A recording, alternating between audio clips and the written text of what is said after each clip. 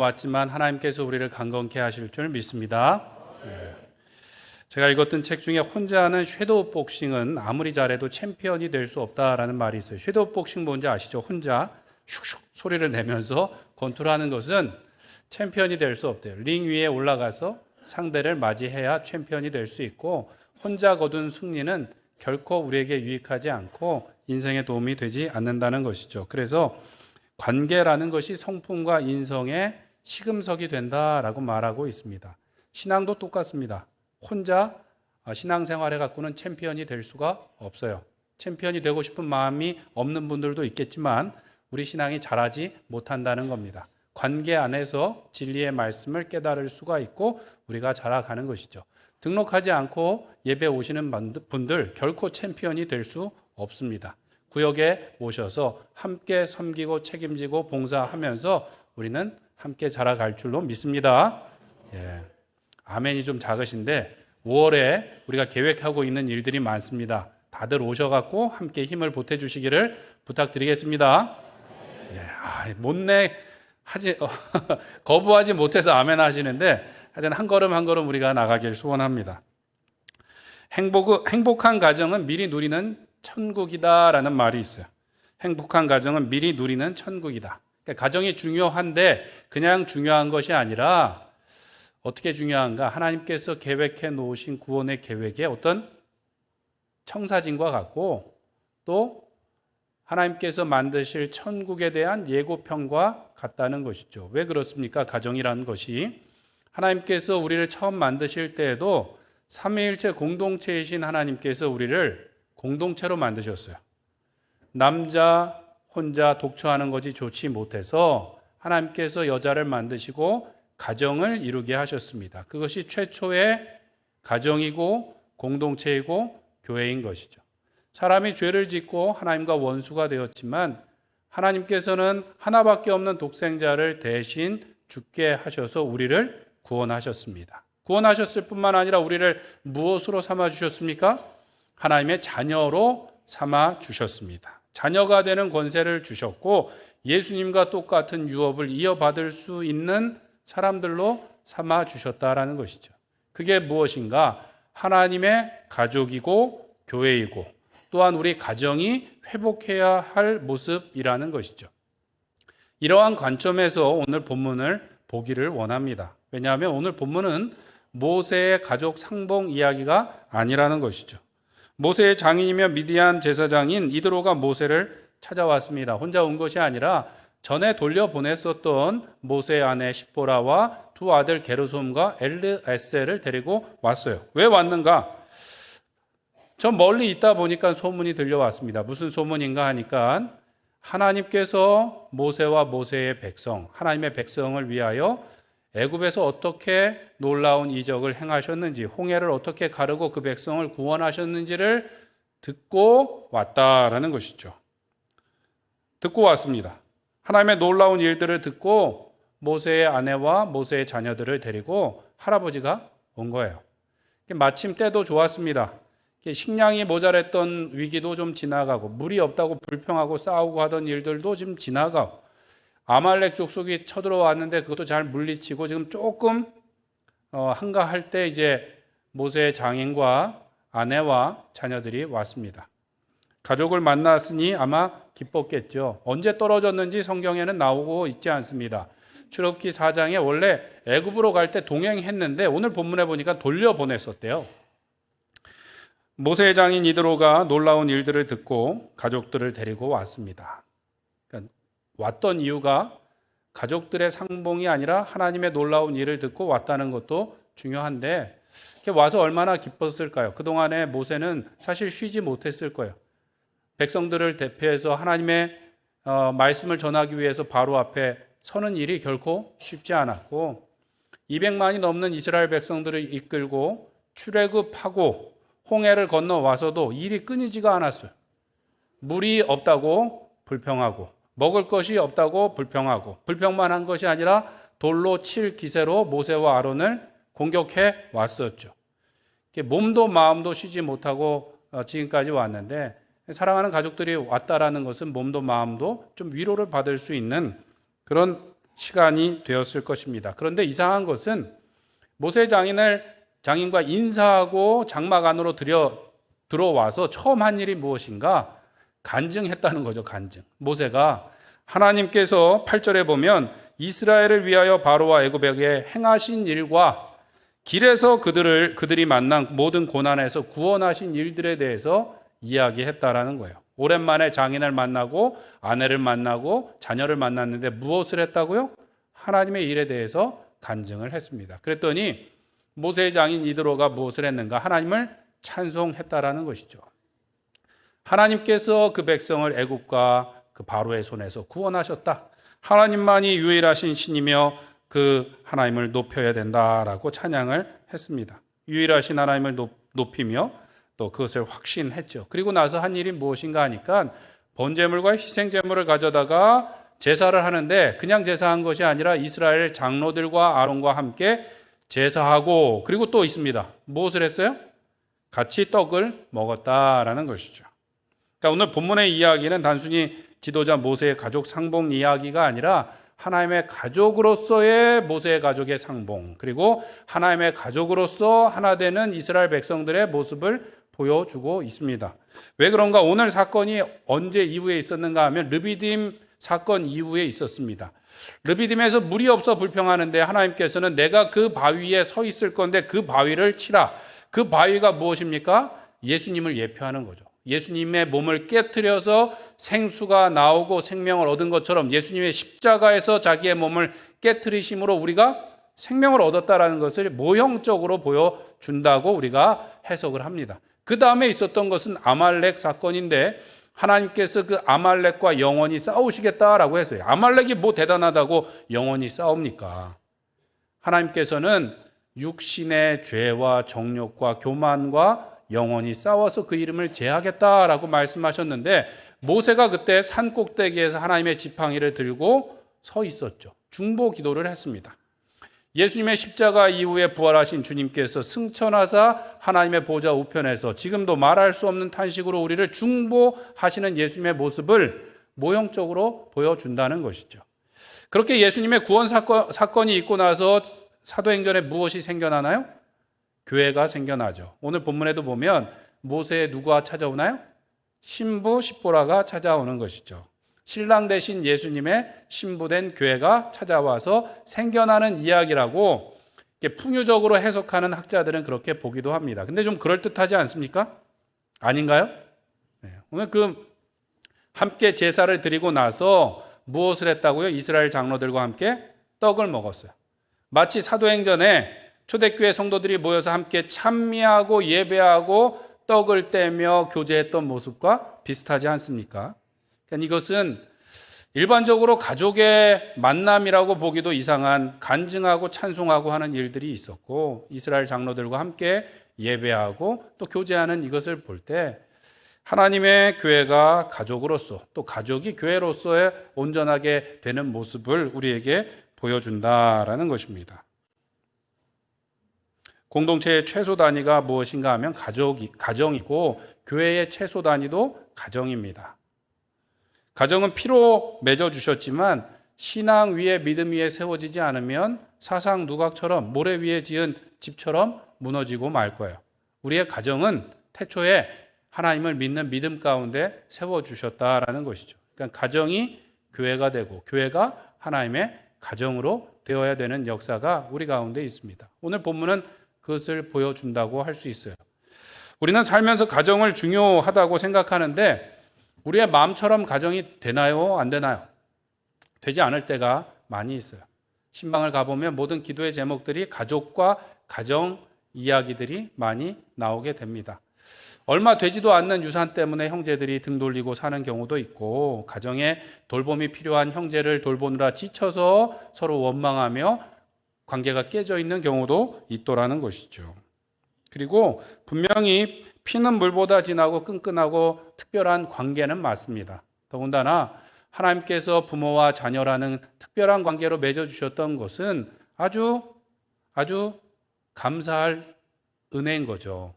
천국 가서도 우리가 부모와 자녀의 관계로, 아내와 남편의 관계로 만날 것은 아니지만 수많은 사람들 가운데 가족으로 만나게 하셨다라는 것은 매우 특별한 인연입니다. 특별히 나를 닮은 존재가 또 하나 존재하게 된다라는 것은 그냥 보는 것만으로도 사랑스럽지 않습니까? 저는 개인적으로 예수님께서 금방 오신다 그러고 왜 이렇게 안 오시나 생각하다 보니까 구원을 해야 되겠는데 방법이 없어요. 그래서 부모가 자녀를 구원하도록, 왜요? 너무 사랑스러우니까. 그래서 세대와 세대를 거쳐서 이렇게 기다리고 계신가 보다라고 저 혼자 생각합니다. 그렇게 부모와 자녀의 관계가 특별한데 뉴스에 보면 짐승만도 못한 일이 생길 때가 있나요, 없나요? 있죠. 짐승들도 그렇게 안 하는데 그런 나쁜 일을 하는 게 또 사람이더라는 것이죠. 꼭 나쁜 범죄자들만 그런 게 아니라 인간은 다 죄인이고 이기적인 마음을 가지고 있어요. 좀 크냐 적냐의 문제지 우리는 그렇게 참 좋은 존재가 아니라는 거예요. 제가 전에 사역하던 교회에서 한 권사님이 예전 일을 이렇게 추억하면서 얘기하십니다. 젊었을 때 남편과 신앙생활도 잘하고 사업을 아주 잘하셨대요. 전기 관련 사업을 아주 잘하셔갖고 잘 사셨는데 사고로 남편이 갑자기 소천하셨어요. 그랬더니 거래처에서 돈을 안 갚는 거죠. 회사가 부도가 나고 집도 넘어가서 어린 두 딸과 함께 길바깥에 나앉게 생길 상황이 된 거예요. 장례를 치르면서 엉엉 울었다고 합니다. 엉엉 울고 또 우는데 문득 그런 생각이 났대요. 그런데 내가 지금 왜 울고 있을까 이런 생각을 하셨다는 거예요. 생각해 보니까 죽은 남편이 불쌍하거나 그런 것 때문에 우는 게 아니라 하나님 나 이제 어떻게 살아요 그러고 울고 있더라는 거예요. 좀 이해가 되시나요? 그 얘기를 나중에 은혜 받고 나서 돌아보면서 목사님 사람이 이렇게 간사하더라고요. 그 얘기를 하는 거예요. 그 상황에서도 남편이 불쌍하고 이 상황이 그런 게 아니라 나 어떻게 사나 이 걱정을 하고 있더라고. 사람이 참 간사하다고 그런 얘기를 하셨습니다. 우리 모두가 그렇습니다. 우리는 하나님이 주시는 사랑이 아니면 누군가를 사랑할 능력도 마음도 없는 거예요. 자녀를 사랑한다고 우리 무척 애를 쓰죠. 막 헌신적으로 아가페 사랑을 한다 뭐 하는데 우리는 애를 쓰는데 상대는 그렇게 느끼지 않을 때가 있나요? 없나요? 있죠. 자녀들이 뭐 항상 다 고맙다 그러고 너무 감사하다 그러나요? 아니요. 부모님은 정말 뼈가 부러져라 일을 하고 자녀를 섬기는데 자녀들은 전혀 그렇게 느끼지 못하는 경우가 있어요. 자녀들이 몰라서 그런 경우도 있지만 우리 욕심으로 무언가를 했기 때문에 제대로 사랑하지 못했던 경우도 있습니다. 어제 우리 아버지 학교 과정을 마치고 수료식을 했는데 한 아버지께서 마지막 소감문을 읽으시는데 그러더라고요. 아버지로서 남편으로서 하여튼 성실하게 최선을 다해서 가족을 책임지고 또 자녀를 한다고 했는데 사춘기 아들이 아버지에게 완전히 등을 돌렸어요. 심각한 일까지 있었어요. 도무지 얘기를 안 한다는 거예요. 아버지면서 남편인 이분이, 이 집사님이, 다른 교회 집사님이 어쨌든 몸부림치면서 그 아버지 학교까지 온 거예요. 처음에는 담담하게 소감문을 읽었는데 마지막에는 닭똥 같은 눈물을 뚝뚝 흘리면서 하나님 제발 좀 도와주세요. 그러고 소감문을 마쳤어요. 내 힘으로 안 되더라는 것이죠. 정말 죽을 힘을 다해서 가족을 먹여 살린다고 했는데 내 힘으로 안 되더라는 거예요. 눈물을 흘리면서 하나님 좀 도와주세요라고 외치면서 그 소감문을 마쳤습니다. 우리는 누군가를 사랑할 마음도 능력도 없는 사람들이에요. 하나님께서 그것을 주셔야만 합니다. 그런데도 가끔 신앙생활을 잘 한다는 분들도 여기에 좀 헷갈리시는 분들이 있어요. 목사님, 가정이 먼저지 교회가 먼저입니까? 그래도 가정이 살아야 신앙생활도 하고 교회도 뭐 돌보고 하지 않겠습니까? 일부분은 맞죠. 가정과 부부가 먼저 하나님의 교회로 세워져야 되는 것은 맞는데 많은 경우는 핑계일 때가 있습니다. 내 욕심대로 내 만족을 위해서 살고 싶어서 그렇게 핑계될 때가 있고 또 교만이어요. 무슨 교만인가? 내 가정을 내가 책임질 수 있고 내 가정을 내가 꾸릴 수 있고 내 가정을 내가 잘 돌볼 수 있다는 교만이에요. 내가 내 가정을 먼저 잘 돌보고 와서 교회를 위해서 하나님을 위해서도 뭔가를 좀 해드릴게요. 하나님이 뭐 사람이 없고 돈이 없고 뭐가 없어서 우리를 부르셨나요? 그렇지 않죠. 근데 우리가 착각할 때가 있는 거예요. 예수님께서는 하나님의 나라와 그의 의를 먼저 구하라고 하셨어요. 그러면 이 모든 것을 더하실 것이다 라고 하셨죠. 무엇이 먼저라고요? 하나님의 나라와 그의 의가 먼저입니다. 가족에 관해서는 예수님께서 더 심각하게 얘기하셨어요. 누가복음 14장 26절에 보면 물은 내게 오는 자가 자기 부모나 처자와 형제와 자매와 더욱이 자기 무엇까지 목숨까지 미워하지 아니하면 능히 내 제자가 되지 못하고. 부모와 처자와 형제와 자매를 미워하라는 말씀을 어떻게 받을 수 있을까요? 이 미워하다라는 단어는 덜 사랑하다라는 단어예요. 구약 성경에 보면 라헬과 레아 사랑하는 두 아내 중에 레아가 사랑받지 못함을 보시고 그의 태를 열었다라는 말씀이 나오는데 덜 사랑받다, 사랑받지 못하다라는 것이 미워하다라는 거예요. 그러니까 예수님께서 예수님을 더 사랑하는 사람만이 예수님을 따를 수 있고 예수님을 사랑할 때 그의 가족들을 잘 돌볼 수 있는 힘과 능력을 주신다라고 말씀하신 것입니다. 베드로가 예수님께 물었어요. 부자 청년이 가고 나서 주님, 우리는 모든 것을 버리고 주님을 따랐습니다. 그 다음에 염치가 없어서 얘기를 못했나 봐요. 그 다음에 무슨 말이 있을까요? 우리는 뭘 받을 수 있을까요? 예수님께서 이렇게 말씀하셨습니다. 마가복음 10장 29절 말씀해 보면 예수께서 이르시되 내가 진실로 너희에게 이르노니 나와 복음을 위하여 집이나 형제나 자매나 어머니나 아버지나 자식이나 전토를 벌인 자는 현세에 있어 집과 형제와 자매와 어머니와 자식과 전토를 몇 배나 받고? 100배나 받고. 100배가 별로 마음에 안 드시나요? 100배나 받고 박해를 겸하여 받고 내세의 영생을 받지 못할 자가 없느니라. 부모와 형제와 처자를 100배나 받는다는 게 무슨 말씀일까요? 그렇게 많은 자녀를 또 낳는다는 것이 아니라 육신의 피가 아니라 예수님의 피로 가족된 교회 안에서 우리가 하나 될 것이다 라는 말씀을 해주시고 있습니다. 가족뿐만 아니라 집이나 전토도 그렇대요. 하나님께 올려드릴 때 하나님께서 거룩하고 풍성하게 돌려주시는데 최소한 몇 배요? 100배. 이 100배가 별로 마음에 안 드시는 것 같은데 남는 장사 아닙니까? 먼저 하나님께 올려드리면 하나님께서 거룩하고 풍성한 것으로 우리에게 돌려주신다라는 것이 성경의 원리인 거예요. 그래서 예수님께서 사역하실 때 예수님의 어머니와 형제들이 찾아왔어요. 옆에 있었던 사람들이 당신의 어머니와 형제들이 찾아왔습니다. 그랬더니 예수님께서 누가 내 어머니고 내 형제냐? 앞에 있는 사람들을 가리키면서 보라, 내 어머니요 내 형제다. 누구든지 하나님의 뜻대로 행하는 그 사람이 내 어머니고 내 형제고 자매다라고 말씀하셨다라는 것이죠. 예수님께서는 우리가 하나님 안에서 한 가족 되기를 바라십니다. 우리의 교회가 한 가족 되고 우리의 가정이 하나님을 예배하는 교회가 되기를 바라시는 것이죠. 때로 우리는 우리 가정이 먼저라고 착각할 때가 있어요. 그것은 내가 할 수 있다라는 교만인 것이죠. 그러나 우리의 생명도 구원도 우리의 자녀도 가정도 하나님 손에 있는 줄 믿습니다.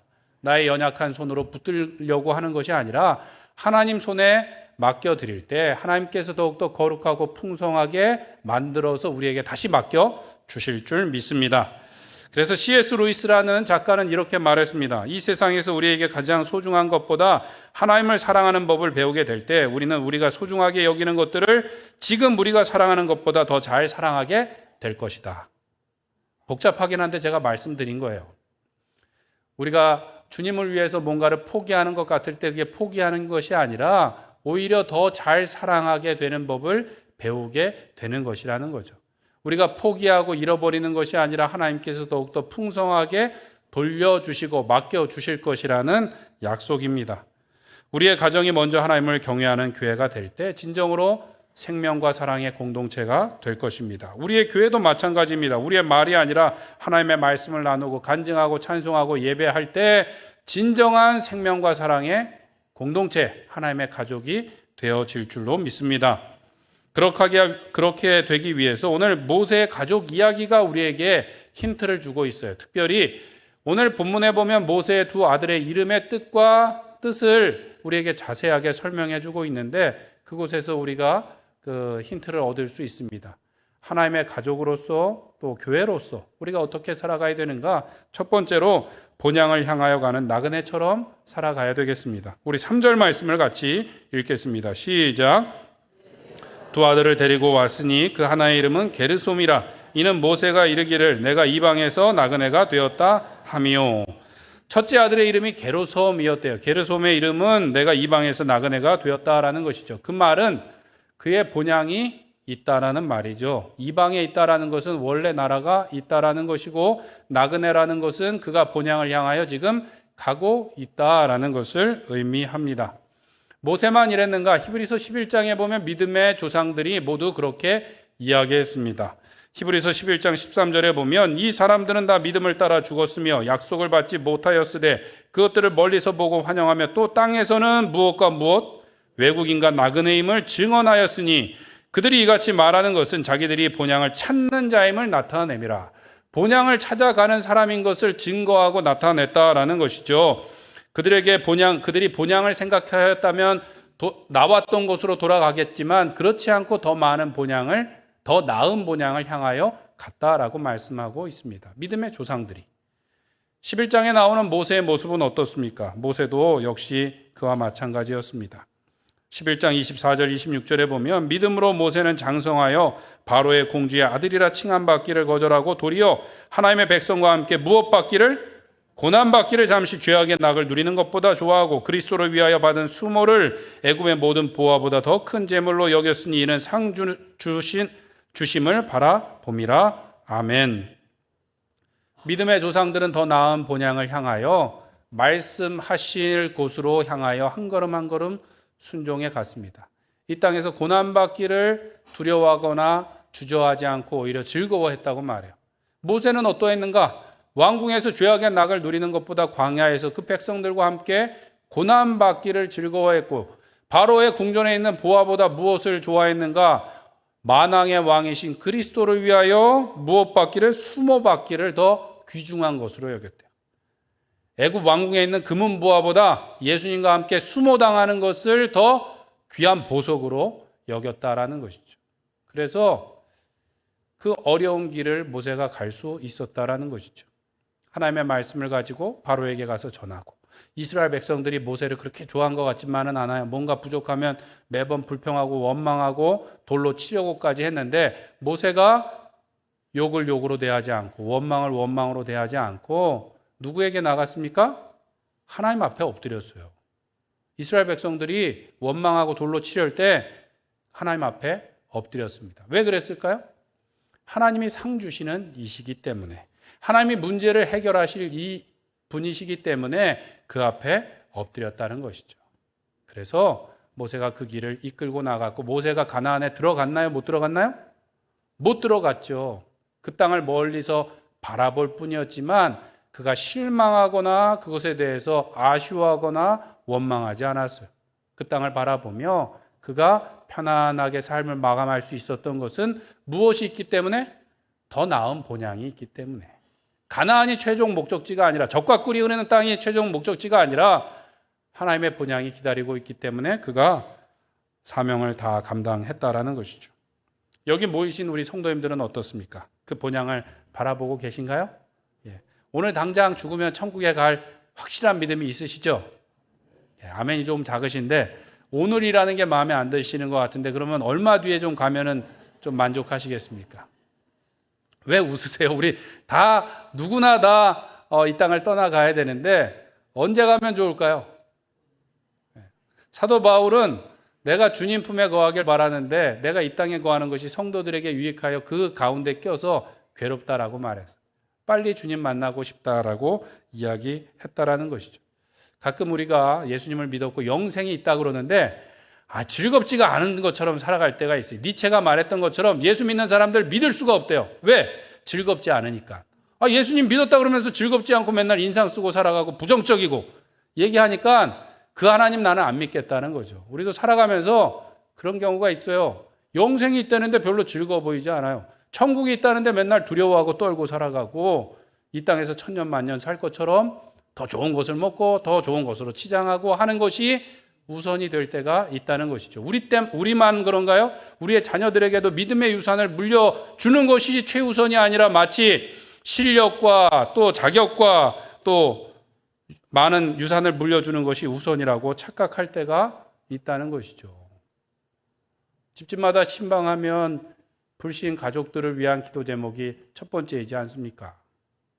옛날에는 교회 나왔는데 지금은 안 나온다는 거예요. 왜 안 나오는지는 알 수가 없죠. 상처를 받았다 그러는데 왜 안 나오는지 알 수가 없어요. 그런데 가끔 제가 마음이 좀 아프고 어지러울 때가 있어요. 무슨 말인가 하면 자녀가 안 나오는데 너무 느긋하신 거예요. 느긋하셔. 왜 느긋하신가? 자녀가 좋은 직장 다니고 여행 다니면서 즐겁게 살고 그다음에 나에게도 용돈도 넉넉하게 주고 그러니까 괜찮으신 것처럼 얘기할 때는 제가 어찔어찔합니다. 언젠가 교회 나올 수 있습니다. 그런데 언제든지 우리가 이 땅을 떠날 수 있다는 것도 우리가 기억을 해야 되는 거예요. 그렇죠? 그 언젠가가 언제인지 몰라요. 그리고 언제든지 우리가 이 땅을 떠날 수 있어요. 다 큰 자녀들의 믿음을 우리가 마음대로 할 수 있나요? 없나요? 없어요. 그러니까 미리 준비했었어야죠. 거룩이라는 건 뭐라고요? 미리 구별하여 드렸어야 돼요.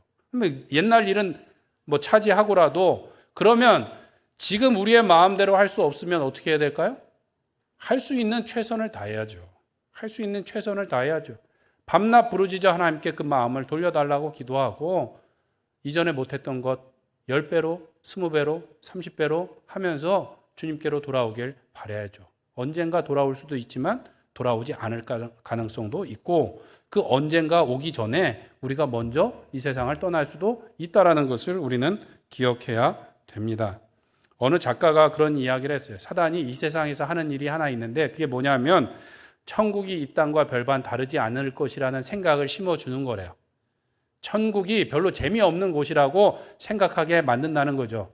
야구도 없고 축구도 없고 낚시도 없고 자전거도 없고 골프도 없고 드라마도 없고 재미가 없는 곳이라고 생각해서 사모하거나 소망하지 않고 그냥 이 땅에서 살다 보니까 뭐 죄의 낙을 누리는 것도 괜찮고 그러다 보니까 내 자신에 실망하고 에라 포기하고 이 땅에 살게 하는 것이 사단의 일이라는 것이죠. 그러나 하나님께서는 우리를 구원하시고 우리의 본향집을 마련하고 계신 줄로 믿습니다. 하나님을 믿으니 나를 믿으라. 내 아버지 집에 거할 곳이 많도다. 그 집을 예비하면 우리를 맞으러 오신다고 하신 주님을 바라보면서 오늘도 본향을 향하여 나가시는 우리 성도님들 되시길 간절히 축원합니다.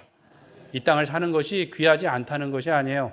천사도 없는 몸을 가지고 우리가 좋은 것, 맛있는 것, 아름다운 것을 누리는 것도 축복입니다. 그러나 이 땅을 사는 것은 소풍과 같이 잠깐 왔다 갈 거예요. 영원한 나라가 기다리고 있다는 것을 바라보며 성경을 읽으며 그 땅을 사모하며 오늘도 그 나라를 준비해 나가시는 하나님의 천국 백성, 하나님의 가족 되시기를 간절히 축원드립니다.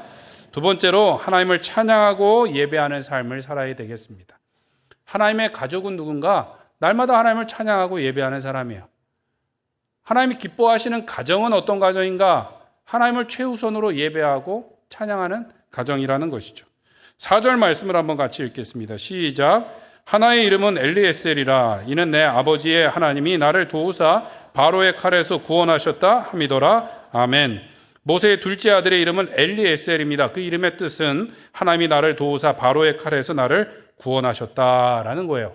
이것은 아마도 출애굽 사건을 이야기하는 것이 아니라 모세가 처음 애굽에서 도망쳤을 때 일이었던 것 같아요. 그러면 첫째 아들을 낳고 둘째 아들을 낳고 분명히 시간이 좀 오래 지났을 텐데 모세는 그것을 기억하고 있었어요.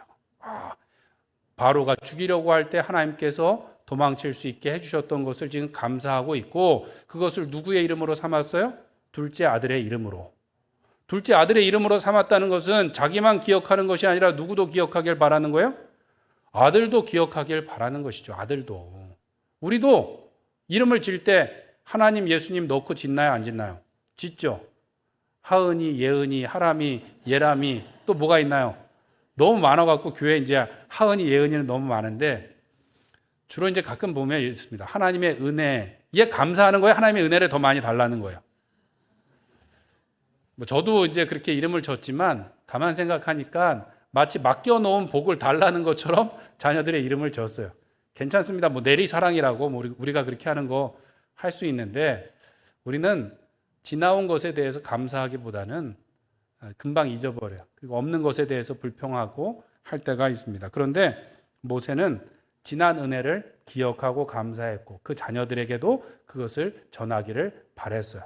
그래서 그 이름만 그랬던 것이 아니라 오늘 장인과 만났을 때 처음 한 일이 뭐예요? 오랜만에 만나서 뭐 인사 끝나자마자 간증하는 거예요. 장인어른, 하나님께서 이 백성을 애굽에서 이렇게 인도하셨고 홍해를 갈라 주셨습니다. 여기 오는 길에 놀라운 일들이 고난들이 있었지만 하나님께서 다 구원해 주셨습니다. 이드로가 하나님을 찬양하며 함께 제사하며 또 식탁을 같이 했다라는 것이죠. 가정이 교회가 되었고 또한 하나님의 공동체가 한 가정처럼 함께 예배하고 떡을 먹고 하나 되는 오늘 그 장면이 오늘 본문에 나온 것입니다. 인생의 제일 되는 목적은 무엇인가? 소요린 문답에 보면 하나님을 영화롭게 하는 것과 영원토록 그분을 즐거워하는 것이라고 했어요. 하나님을 영화롭게 하고 영원토록 즐거워하는 가장 기본적인 방법이 무엇이겠습니까? 하나님을 찬송하고 예배하는 것이죠. 우리의 가정에서도 가장 최우선이 되어야 되는 것이 무엇입니까? 하나님을 예배하는 것이 최우선이 되어야 되는 거예요. 그럴 때 하나님께서 우리의 가정을 붙잡아 주시는 것입니다. 하나님의 교회도 마찬가지죠. 인간적인 정으로 의리로 우리가 연결된 것이 아니에요. 인간적인 족보로 핏줄로 연결된 게 아니에요. 예수님의 보혈로 연결되어서 우리가 한 가족 되었습니다. 내 말이 아니라 하나님의 말씀을 전하고 하나님께서 하신 일들을 자랑하며 함께 예배할 때 우리가 하나님의 교회와 하나님의 가정으로 연결되어질 줄 믿습니다. 우리가 할 수 있는 것이 아니라 오늘 본문에 나온 것처럼 하나님의 일을 자랑하고 하나님의 말씀을 전하고 예배하며 하나님을 높일 때 우리의 가정이 교회가 되고 교회가 하나님의 가정이 되어질 줄로 믿습니다. 우리는 가끔 착각할 때가 있어요. 교회가 이렇게 건물이 번듯하니까 교회가 잘 가는 것으로 생각하는데 우리가 하는 것이 아니라 날마다 하나님을 예배하는 일들이 전하는 일들이 우리 가운데 있어야 될 줄로 믿습니다. 모세와 이드로가 하나님의 말씀을 전하고 간증하고 예배했던 것처럼 그 일이 우리 가운데 있어야 가정이 올바로 서고 교회가 올바로 선다는 것이죠. 우리의 구역도 마찬가지고 우리의 부서도 마찬가지입니다. 구역이 왜 재미가 없을까요? 우리의 힘으로 하려고 하면 힘들고 재미가 없을 수 있어요. 그런데 날마다 하나님의 놀라운 일들을 전하고 기쁨으로 예배하면 은혜가 넘치게 되는 것이죠. 점점 더 보고 싶고 날마다 그 모임이 기쁨이 됩니다. 우리가 그래서 5월에 무엇을 하고 있습니까? 새생명 전도 축제를 하고 있어요. 이제 심각한 얘기를 드릴 거예요. 웃음이 싹 사라지실 겁니다. 저는 막 기대를 하고 막 광고를 했는데 지난주에 제가 충격에 빠졌어요. 담당 목사님께 그래서 몇 명 작정이 들어왔습니까? 30명이래, 30명. 30장이 들어온 줄 알았더니 그게 아니라 목사님 30명입니다. 저 여기 3명 적었어요. 그러면 30분이 낸 것이 아닐 수도 있다는 거죠.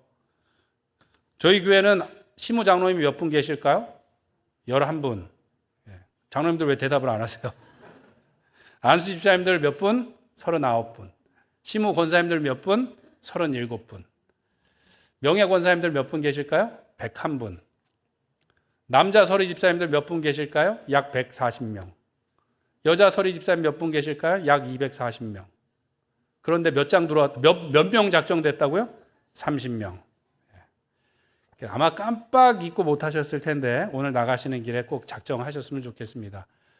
교회가 커져야 되고 뭐 사람이 많아져야 되는 게 아니에요. 날마다 우리가 전함으로 함께 예배함으로 교회가 생명이 넘치고 하나님의 가정이 됩니다. 우리의 가정에도 아기 울음소리가 들리면 어떻게 돼요? 사람 사는 것처럼 되지 않습니까? 자녀를 낳았을 때보다 손주를 낳았을 때 더 기쁘신가요? 안 기쁘신가요? 기쁘시죠. 그런 것처럼 우리를 위해서 창조주 하나님을 경험할 수 있는 유일한 방법이 뭐냐? 남자와 여자가 결혼해서 나를 닮은 생명을 만들어내는 것, 새 생명을 내는 게 창조주 하나님을 흉내낼 수 있는 방법을 우리에게 주신 거예요. 교회도 마찬가지입니다. 복음을 전하고 새 생명을 잉태하는 것이 그 어떠한 기적보다 큰 기적이라는 거예요. 그럴 때 가정이 살고 교회가 사는 줄로 믿습니다. 얘기 나온 김에 아예 오늘 다 할 거예요, 제가. 중직자분들 작정 안 하셨는데 오늘 꼭 작정해 주시고, 아까 하나님의 교회는 어떻게 해야 된다고요? 하나님을 자랑하고 예배해야 된다고 말씀드렸어요. 중직자분들이 바빠서 새벽기도 못 나오시는 거는 제가 충분히 이해를 하겠습니다. 공예배 못 나오시는 건 이해하려고 제가 노력을 하고 있습니다. 그런데 1년에 한 번 있는 부흥회 때 어찌나 빈자리가 많은지. 이번에는 제가 마음이 약해서 직장 다니시는 분들 힘들까봐 새벽도 빼고 목, 금, 토 저녁에만 했는데 빈자리가 너무 많은 거예요. 1년에 한 번 예배하고 기도하고 말씀으로 재무장하자고 그러는데 아마 자신 있는 분들이 있었던 것 같아요. 내 직장 생활, 내 가정, 내 교회 말씀과 기도 없이도 가능하다고 자신하는 분들이 많은 것 같은데 우리 그러지 말고 하나님 앞에 우리의 가정과 교회를 맡겨드리고 하나님의 교회로서 하나님의 가정으로서 든든히 세워나가는 우리 로뎀교회 모든 권속분들 되시길 축원합니다. 하나님께서 우리를 하나님의 가정으로 부르신 줄 믿습니다. 오늘도 나를 신뢰하는 것이 아니라 하나님을 믿는 하나님의 백성으로서 하나님께서 예비하신 본향을 바라보며 오늘도 그 하나님을 자랑하며 예배하며 또한 그 하나님을 예배케 하는 자리에 많은 사람들을 불러 날마다 생명과 사랑이 넘치는 우리 로뎀교회가 되기를 간절히 축원드립니다. 함께 기도하겠습니다. 하나님의 교회로서 또 하나님의 가족으로서 하나님 오늘도 본향을 바라보며 나아가는 나그네처럼 살게 하여 주시옵고 오늘도 하나님을 자랑하며 하나님을 예배하며 예배케 하는 주의 권속되게 하여 주시옵소서. 이 땅을 살아가는 가운데 하나님의 사랑과 은혜와 생명이 넘치는 주의 권속이요 주의 가정 되게 하여 주시옵소서. 우리 주여 한번 부르짖고 기도하겠습니다.